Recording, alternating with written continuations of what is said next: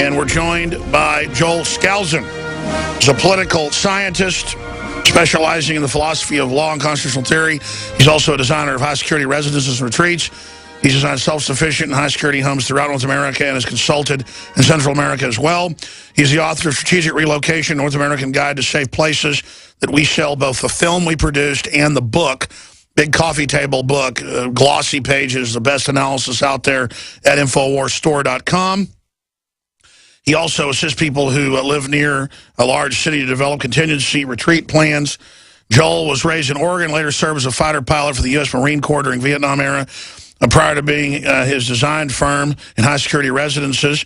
During the 80s, he took leave of absence to serve as the chairman of the Conservative National Committee in Washington, D.C., and concurrently served as executive director, editor of Conservative Digest. JoelSkousen.com, WorldAffairsBrief.com. He's the editor of WorldAffairsBrief.com, and he joins us to cover news and the waterfront, and to take a few specific, focused questions, not comments or diatribes, because we're limited on time today, from callers. That's coming up at about 45 after. 800-259-9231, 1-800-259-9231. Now, we never get into the social engineering with Joel Skousen and the attack on the family and Obama acting as a dictator, basically opening up the borders right now. All this unprecedented stuff. We need to talk about geopolitical and the price of oil and Ukraine and Russia and Greece. And we're going to hit all that first because he's an expert on that. But I want to cover the waterfront on a bunch of topics with Joel today to pick his brain. And Joel Skousen joins us via video Skype. If you're a radio listener, you can go to Infowars.com/show. And you can see Joel as well. Or if you're a PrisonPlanet.tv subscriber, you can also see him there. But we have a free feed for the radio listeners during the daytime broadcast.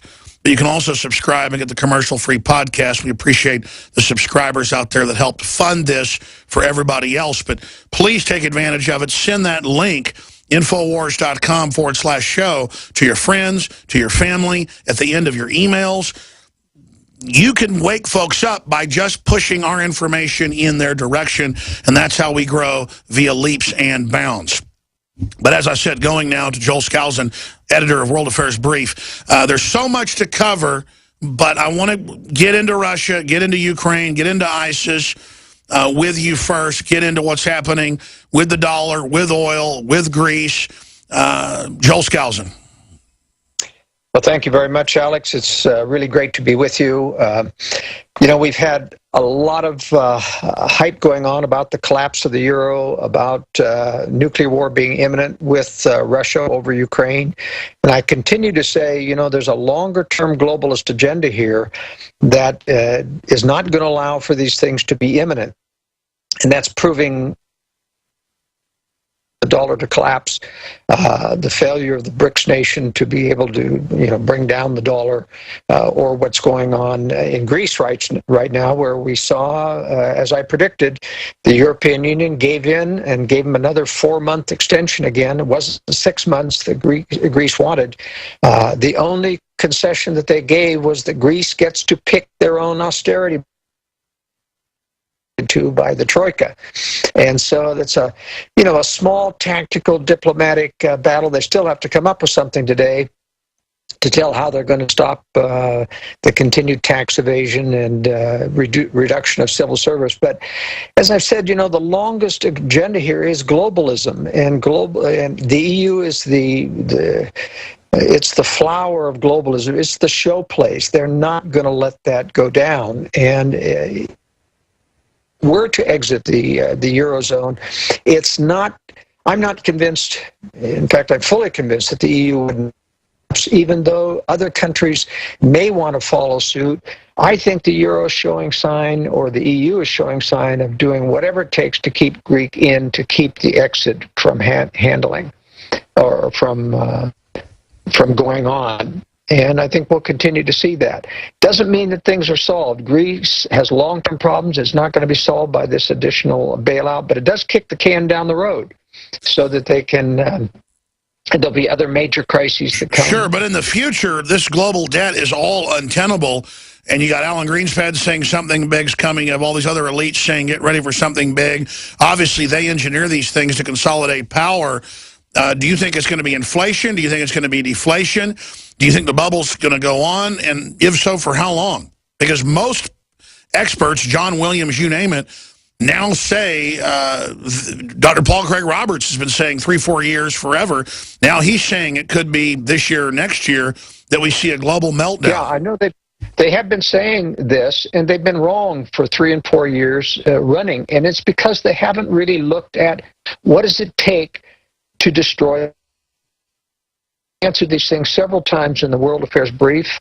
I've never got a suitable response from Williams or Peter Schiff or Gerald Celente on my major objections. Number one is that for hyperinflation, which is the major way to take the dollar, you've got to really have two things. You've got to have a very modest money supply that can be doubled or tripled in a year to depreciate and make the dollar become worthless. But that isn't possible with the dollar. There's over 200 trillion monetized dollars, maybe even 300 trillion, and there's over 1,000 trillion non-monetized contractual dollars out there.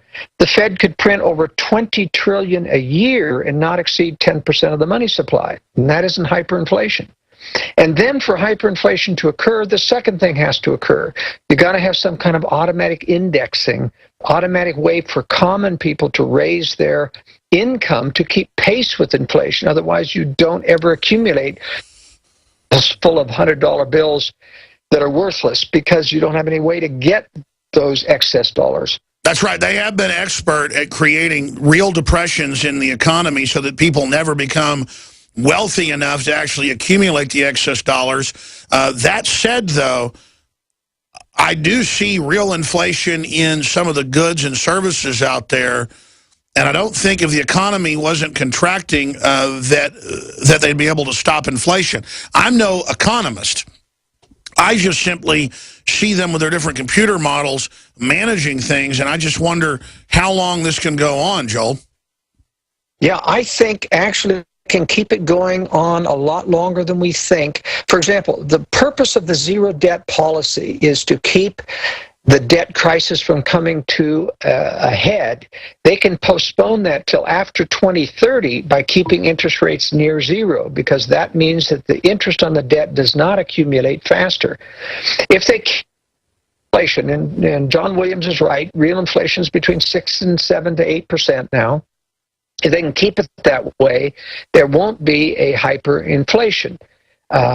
If they want to go, you start to have an inflation mentality. People want to get rid of their dollars, want to buy something. It would heat up the economy. But most people could not keep pace. That creates stagflation like we have in the 70s, where people can't afford to buy. They stop buying. If gas went to $10, people would stop buying again. And so the Fed shows every sign of, in fact, being very, very cautious to not let inflation get over it. They've got the advantage also in that there's a great deal of deflationary forces going on right now in the economy, which is balancing out. I think inflation would probably be 12 to 14% if it weren't for the deflationary. That's what I was just getting at, just from a layman's perspective. So, Joel Skousen, let me ask you this question. Geopolitically, how are things going for the Anglo-American power bloc versus the other blocs? Because we have numbers out. 4 out of 10 Americans are one bill from disaster, CBS News. I mean, in the real economy, we've been in a recession / unequally distributed depression for a long time. But in certain corporate jobs or certain government jobs, people are still doing quite well. So it seems like they've created a new artificial class system. That is exactly right. We have a selective recession right now. There's a lot of people with a lot of money.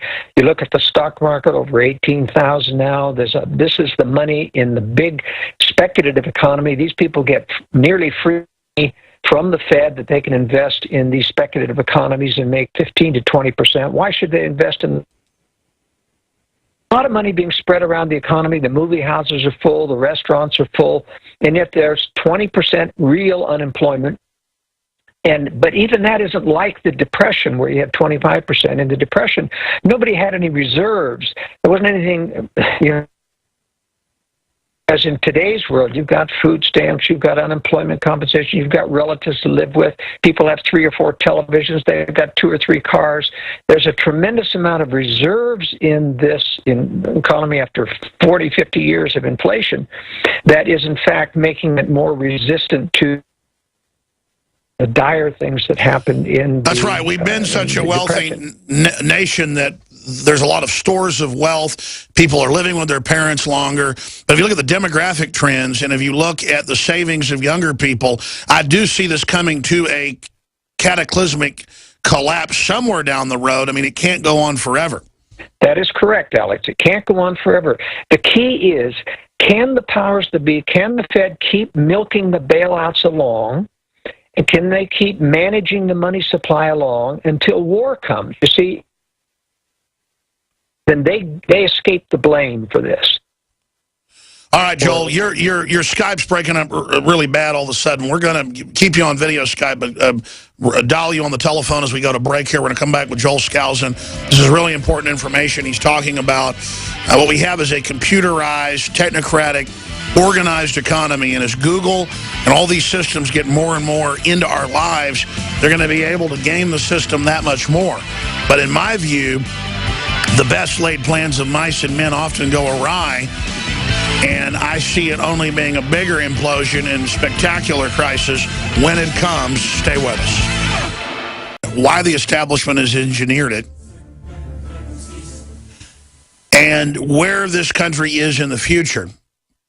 And the huge preparations for civil oppression we see going on. We'll do that in the next segment. But getting into Russia, getting into the Middle East, the ISIS threat, clearly created and given a safe harbor by the West, the different power vacuums that are being battled over by Iran, by Saudi Arabia. Are we really at war with ISIS? Is it blowback? Has it gotten out of control? Or is there something bigger? I want to get Joel Skousen's take on that. Joel?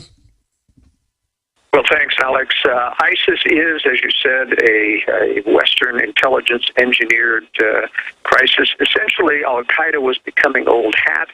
Everyone was claiming to be al-Qaeda, and nothing was ever happening domestically to cross the border.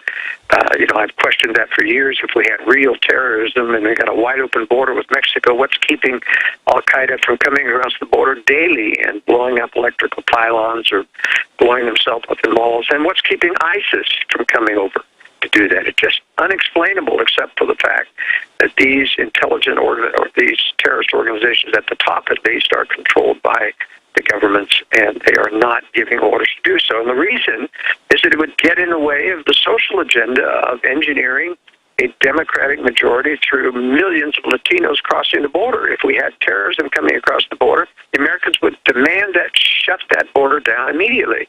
And that's why they're not allowing terrorism to come across. They control to the top. They don't control necessarily.